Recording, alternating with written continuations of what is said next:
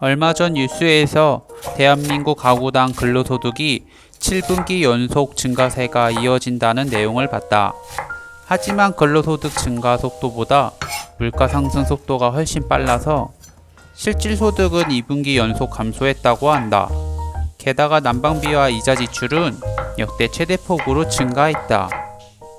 어렸을 때 뉴스에서 물가가 오른다거나 경제가 어렵다는 내용을 들으면 실제로 체감이 되지 않아 남일처럼 공감하기 어려웠다. 하지만 결혼을 하고 아내와 같이 가게를 관리해보니 정말 물가가 많이 올랐다는 사실을 체감할 수 있었다. 예를 들면 시장에서 장을 볼 때 분명히 얼마 전만 해도 애호박 한 개가 1,000원이었는데 갑자기 3,000원으로 오르고 양파도 5개에 3,000원 주고 살 수 있었던 것도 한 5,000원으로 올랐다. 도시가스는 작년 동월 대비 더 적게 사용했는데 최고 금액을 경신했다. 사실 결혼하기 전에는 부모님하고 같이 살아서 주거비 관련 지출들은 전혀 들지 않았다. 가스비, 관리비, 식비 경우는 부모님이 늘 챙겨주셨기 때문에 잘 몰랐기도 했고 관심이 없었다.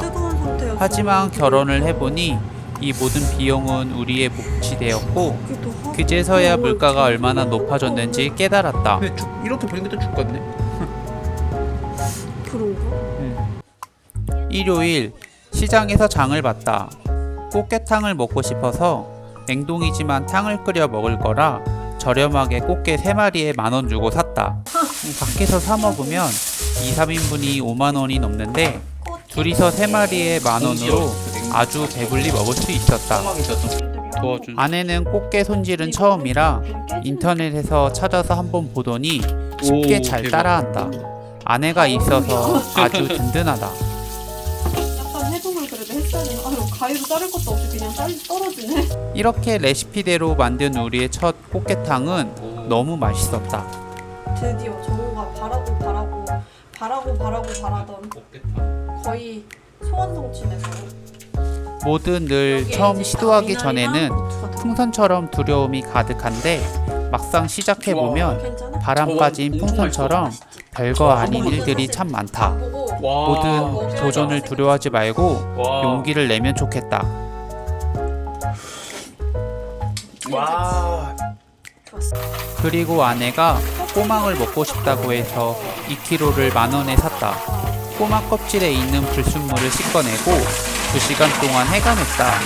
삶은 후에 꼬막 잎을 벌려야 하는데 노하우가 없어서인지 입이 열리지 않았다. 또 한 번 인터넷의 도움을 받아서 아내가 꼬막 잎을 벌리는데 성공했다. 3시간 정도. 아내가 입을 벌리면 나는 속살을 걷어냈다. 거의 꼬막을 손질해보니 왜 비싸게 파는지 알았다. 월요일 퇴근하고 어제 손질해놓은 꼬막으로 꼬막 비빔밥을 해먹었다. 냄새도 미쳤어. 어제 남은 꽃게탕도 같이 먹었는데 메뉴가 거의 어벤져스급이라 밥 2그릇을 먹었다. 실컷 먹은 덕분에 당분간 꽃게탕과 꼬막은 진짜 먹지 않아도 될 것 같다. 항공기를 안 끝나겠다. 화요일 우리의 가장 최애 메뉴인 삼겹살과 비빔면을 먹기로 했다. 그래서 퇴근 후 단골 정육점에서 삼겹살 한 근을 사왔다. 거의 서탕리에서 풀 뜯어온 것 같은데? 밭을 뜯어. 삼겹살과 비빔면의 조합은 언제 먹어도 늘 맛있다.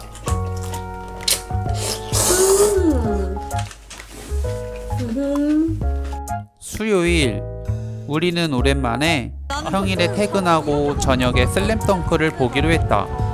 영화는 통신사 티멤버십 티데이 행사로 17,000원에 결제했다. 아니 근데 학대했는데 자기가 아닌 거야.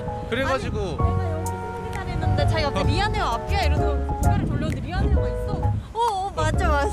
저녁에 배는 고픈데 외식은 하기 싫어서 아내가 마침 재택근무라 집에서 샌드위치를 만들어서 왔다. 지난 주말 노브랜드에서 산 치아파타 빵으로 바질 페스토와 상추, 햄을 넣었다. 덕분에 외식비를 아끼고 맛있는 샌드위치도 먹었다. 그리고 티데이 행사로 팝콘 콜라 콤보를 2,000원에 구매해서 먹었다. 목요일, 화요일에 사고 남겨둔 삼겹살로 나의 최애 메뉴 중 하나인 제육볶음을 만들었다. 제육볶음 레시피는 집에 남은 야채로 양파, 당근을 썰고 양념장은 다진 마늘, 대파, 고추, 설탕, 진간장, 고추장, 후춧가루, 참기름을 넣어서 만들면 된다. 나도 하면서 생각했어. 와 되게 오랜만이네. 제육도 정우 좋아하는 스타일로. 그리고 3일째 먹고 남은 미나리로 초무침을 했다. 나는 음식에 대한 호불호가 크게 없어서 웬만한 음식과 반찬을 골고루 맛있게 먹는다. 금요일, 아내와 같이 맞춰서 오후 반차를 썼다. 오후에 볼 일이 있었는데 오랜만에 남들 근무하는 시간에 오붓하게 데이트도 하고 싶었다.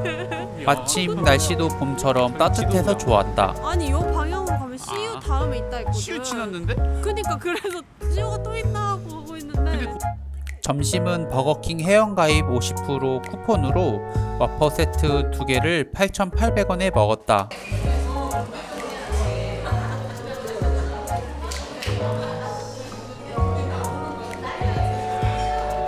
간단하게 점심을 먹고 근처에 우리가 좋아하는 분위기의 카페가 있어서 그 카페로 갔다.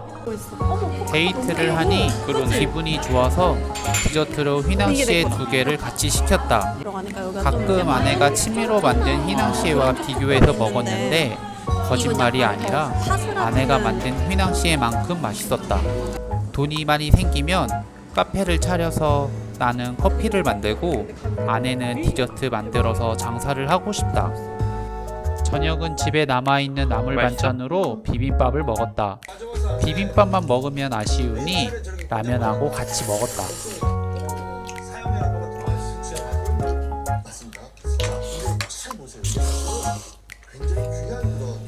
토요일, 친구가 4월에 결혼을 해서 청첩장을 준다고 서울에서 만나기로 했다.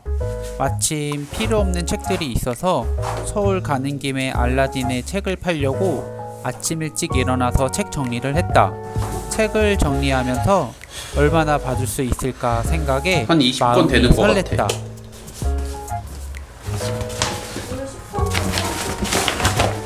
어제랑 얼마?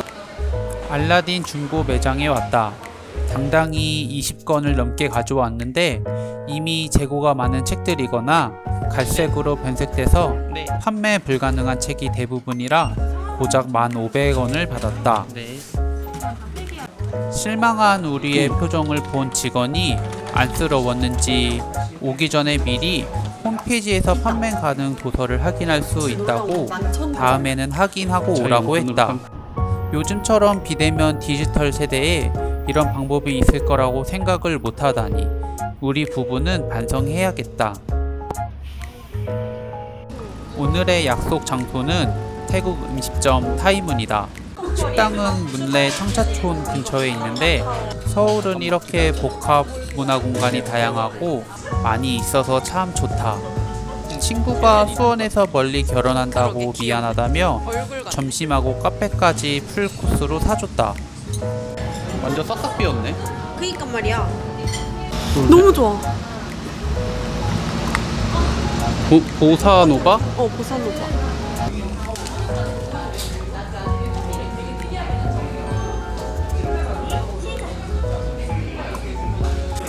마침 친구가 어제 생일이어서 근데 약간 오는 나는 길에 근데 디저트 맞아, 와인하고 하고 싶은가 봐. 아내가 만든 디저트를 포장해서 선물했다.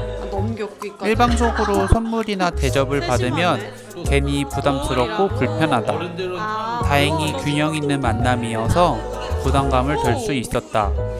우리의 삶도 최대한 균형을 맞추기 위해 부단히 노력하고 있다. 이번 주는 문화생활비로 영하 2만원, 금요일에 데이트로 외식비와 카페 25,000원 외에 변동 지출은 없었다. 내 용돈으로 친구 와인 선물 2만원 쓴 게 전부이다. 나의 하청시절 가정 형편은 많이 고달프고 어려웠다. 어린 나이에 나는 그런 사실을 알고 있어서 부모님한테 용돈을 받을 수 없었다. 그래서 성인이 되면 스스로 돈을 벌어서 소비하고 저축할 수 있는 경제적 독립을 꿈꿨다. 이런 나의 다짐으로 대학교 학비와 호주 워킹 홀리데이 생활비 모두 스스로 벌어서 해결했다. 그리고 영끌이지만 내 집 마련까지 성공했다. 내가 열심히 벌고 모아서 이루어낸 사실도 뿌듯하지만 목표를 이루기 위한 나의 노력에 가장 뿌듯하고 그리고 결국 해낸 나의 모습이 좋고 자랑스럽다.